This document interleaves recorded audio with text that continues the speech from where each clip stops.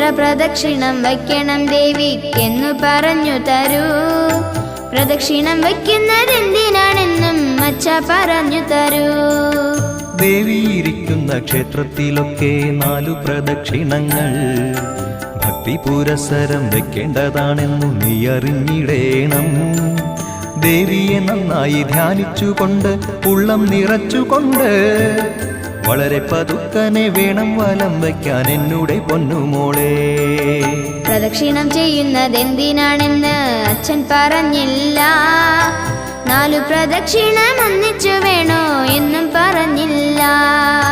കാലത്തു ചെയ്യും പ്രദക്ഷിണത്താലേ രോഗങ്ങൾ മാറിയിടും.